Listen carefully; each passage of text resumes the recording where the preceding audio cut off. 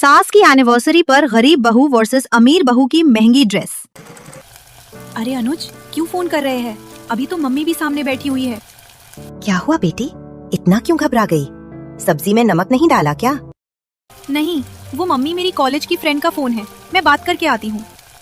अब पायल अपने कमरे में आती है और वीडियो कॉल उठाती है, जहाँ अनुज बेड पर अपना गिफ्ट्स खोल रहा होता है। पायल देखो, मेरी जो बड़ी भाभी आई है वो मेरे लिए कितना खूबसूरत ड्रेस लेकर आई है। ये गिफ्ट तो बहुत महंगा लगता है अनुज, तुम्हारी भाभी तो बहुत अमीर है। वैसे अनुज, ऐसे गिफ्ट तो मैं तुम्हें कभी नहीं दे पाऊंगी। मुझे तुमसे कभी कुछ नहीं चाहिए, मैं तो बस तुमसे अपनी खुशी शेयर कर रहा था। खैर छोड़ो, हटाओ ये बताओ, क्या कर रही थी तुम? मैं तो मम्मी के साथ थी, मुझे खाना बनाना है, मैं तुमसे रात में बात करूंगी। अब फोन रखकर अनुज परिवार वालों के पास आता है, जहाँ पूरा परिवार डाइनिंग टेबल पर बैठा होता है और नौकर सबको खाना सर्व कर रहे होते हैं। थैंक गॉड मम्मी जी, आपने घर में नौकर रख रखा है। मैं तो बहुत टेंशन में थी कि कहीं ससुराल जाकर मुझे काम ना करना पड़े। नहीं नहीं, मैं इतनी अमीर घर की लड़की इस घर में काम करवाने के लिए थोड़े ना लाई हूँ। तुम्हें तो मैं एक गिलास पानी भी खुद से ना पीने दूं। सही कहा, इस घर में सारे काम नौकर ही करते हैं। अरे ये तो बहुत अच्छी बात है, चलो फिर तो हम कहीं घूमने चलते हैं। ठीक है, हम लोग तो ऑफिस चले जाएंगे। तुम लोगों को अगर कहीं बाहर जाना है तो तुम बाहर घूम कर आ सकते हो।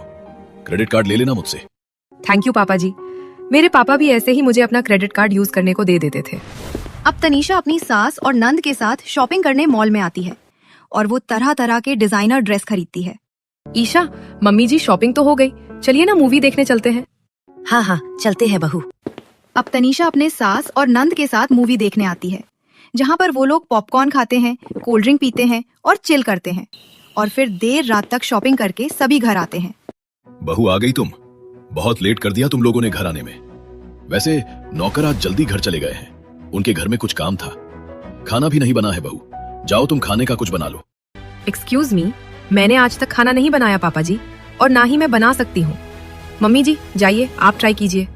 अरे भाभी, मम्मी से तो नहीं हो पाएगा।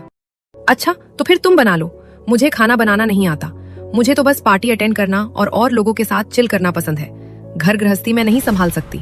हाँ हाँ, मेरी अमीर बहू को थोड़ी ना आता होगा ये सब। कोई बात नहीं ईशा, जाओ तुम ही बना लो खाना।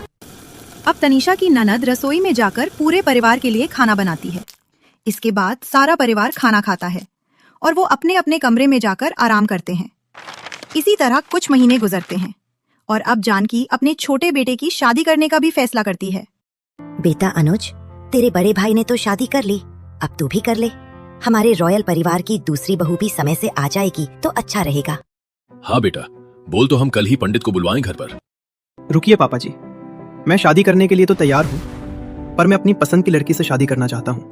क्या तू कब से लड़की पसंद करके बैठा है? घर में तो तूने इस बात की भनक भी नहीं पड़ने दी। कौन है वो लड़की? माँ, वो लड़की जब मैं कॉलेज करता था तो मेरे साथ ही पढ़ती थी। मैं तब से ही उससे शादी करना चाहता हूँ। अच्छा, तो उसके परिवार में लोग कितने हैं और वो क्या करते हैं? पापा जी, उनकी फैमिली गरीब है। पायल सिलाई करती है और पिता मंडी में जाकर सब्जी बेचते हैं। क्या भैया आपको ऐसी गरीब लड़की पसंद आई है? उसका तो कोई स्टैंडर्ड ही नहीं है। हाँ देवर जी, आप उस गरीब घर की लड़की से शादी मत कीजिए। मैं नहीं चाहती कि मेरी देवरानी कोई गरीब घर की हो। और फिर आप खुद ही देखिए, अगर हम दोनों देवरानी जेठानी साथ में बाहर निकलेंगे तो लोग कितनी बातें बनाएंगे कि जेठानी इतनी मॉडल और स्टाइलिश है और देवरानी इतनी भद्दी जिसे कपड़े पहनने का भी ढंग नहीं होगा। नहीं बेटा, उस गरीब घर की लड़की को इस घर में लाने की जरूरत नहीं है। हमारे रॉयल परिवार की इज्जत मिट्टी में मिल जाएगी। ठीक है, फिर आप लोग अपनी मान मर्यादा के साथ इस घर में रहिए। मैं उससे शादी करके वही शिफ्ट हो जाऊंगा। मम्मी जी, देवर जी तो गरीब लड़की के चक्कर में घर जमाई बनने के लिए भी तैयार हो गए हैं। ऐसा क्या जादू टोना किया है उसने? रुको बेटा, घर मत छोड़ो। और जानकी, तुमने वो कहावत तो सुनी ही होगी ना, जब मियाँ बीबी राजी तो क्या करेगा काजी। इसलिए हमारे बेटे को जिससे शादी करनी है करने दो। रहना तो वैसे भी इसको है, उसके साथ हमें थोड़ी। ये सुनकर जानकी तनीषा ईशा अपने दांतों को गुस्से से पीसने लगती है। ठीक है, कह दियो अपनी पसंद की लड़की से कि हम उसे देखने आ रहे हैं। अब अनुज फोन करके सारी बातें पायल को कह देता है। अब पायल भी अपने घर में सब कुछ बता देती है। बाप रे बिटिया, इतनी अमीर घर आने के लड़के को तू पसंद करती है? मैंने तो बहुत सुना है उस रॉयल परिवार वालों के बारे में। कहीं कल को उस घर में तेरे साथ अमीरी गरीबी का भेदभाव ना हो जाए। डर तो मुझे भी बहुत लग रहा है, पर भगवान जो करेंगे अच्छा ही करेंगे। आने दो लड़के वालों को। अब अगले दिन जानकी का पूरा परिवार पायल को देखने आता है। पायल की माँ लड़के वालों को बड़े ही प्यार से चाय नाश्ता देती हैं। पायल भी सिंपल सादे से सूट में सबके सामने चेहरे पर मासूमियत लेकर बैठी होती है। मम्मी जी, इस लड़की का तो कोई स्टैंडर्ड ही नहीं है। जरा इसके कपड़े देखिए, गरीबी की बदबू आ रही है।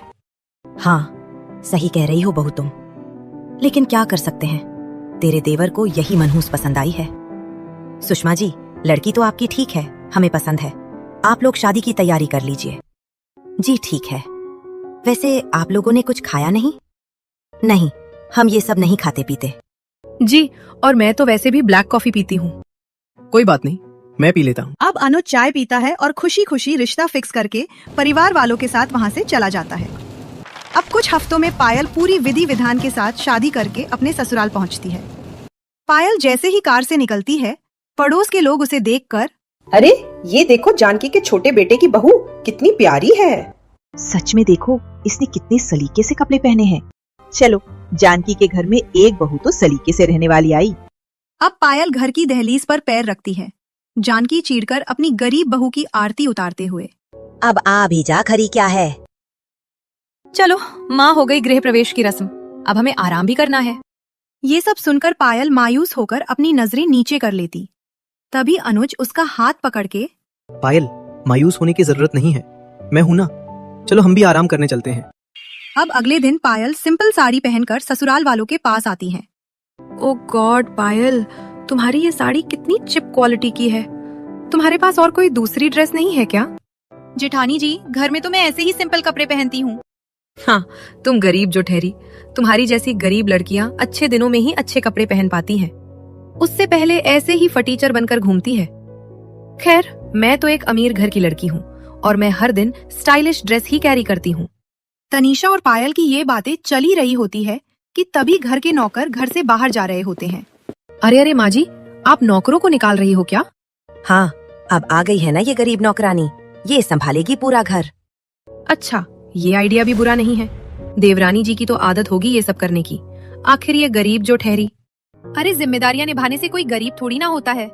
कोई बात नहीं, मैं संभाल लूंगी सब कुछ माँ जी। अब पायल रसोई में आकर झूठे बर्तनों को धोती है और फिर अपने पूरे ससुराल वालों के लिए पकवान बनाती है और कुछ घंटे बाद उस खाने को डाइनिंग टेबल पर परोसती है। सभी लोग खाना खाते हैं। पायल, तुमने खाना बहुत अच्छा बनाया है। हाँ, खाना तो अच्छा है। अपना मुंह बंद करो प्रदीप। इस गरीब घर की लड़की के हाथ का खाना तुम्हें अच्छा कैसे लग सकता है? देखो जो भी है, पर खाना तो अच्छा ही बना है बड़ी बहू। शुक्रिया पापा जी। अब सब ये सुनकर जानकी, ईशा, तनीषा चिढ़कर खाना छोड़कर वहाँ से चली जाती हैं।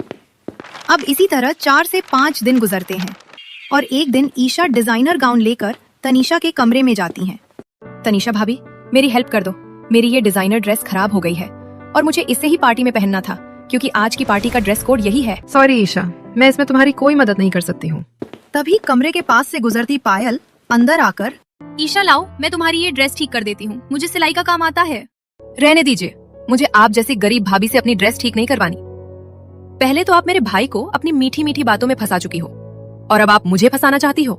नहीं, ऐसा कुछ नहीं है, मैं बस तुम्हारी मदद कर रही हूँ क्योंकि मुझे सिलाई का काम आता है।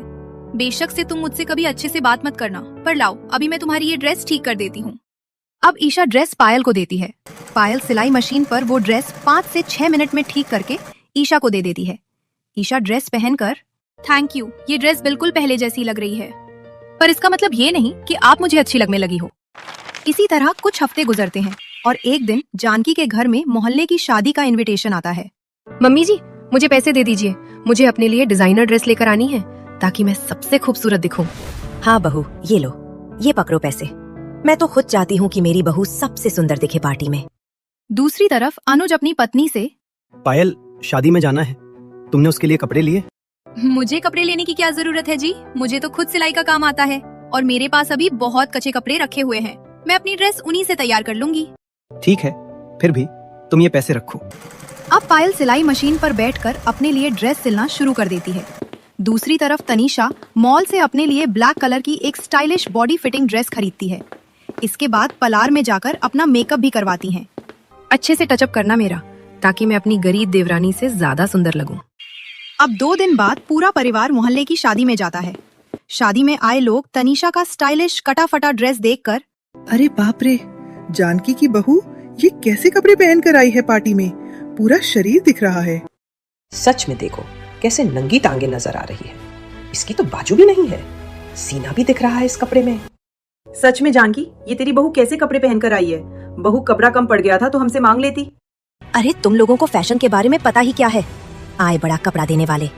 अरे स्टाइलिश कपड़े ऐसे ही होते हैं बसंती। जानकी इतना बोलती है तभी जानकी की गरीब बहू सबके सामने आती है, जिसने सुंदर ब्लैक कलर की साड़ी पहनी हुई होती है। ये देख जानकी, तेरी छोटी बहू ने कितनी सुंदर साड़ी पहनी है, गला भी कितना खूबसूरत है। सच में पायल, बहू तुम्हारी ये काली साड़ी तो बहुत अच्छी लग रही है, और इसके ऊपर जो ये चमचमाती हुई गोल्डन कढ़ाई है, ये तो और भी ज्यादा खूबसूरत है।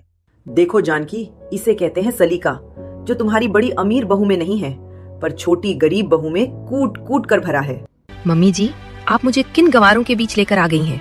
इनके पास तो ड्रेसिंग सेंस ही नहीं है। अब गुस्से से तनीषा पार्टी से वापस आ जाती है। कुछ देर बाद घर के बाकी सदस्य भी पार्टी से एग्जिट हो जाते हैं। इसी तरह कुछ हफ्ते गुजरते हैं और एक दिन तनीषा रात को घर के टेरेस पर अपने फ्रेंडों के साथ पार्टी कर रही होती है, जहां गलती से पायल पहुंच जाती है। तनीषा, ये कौन है?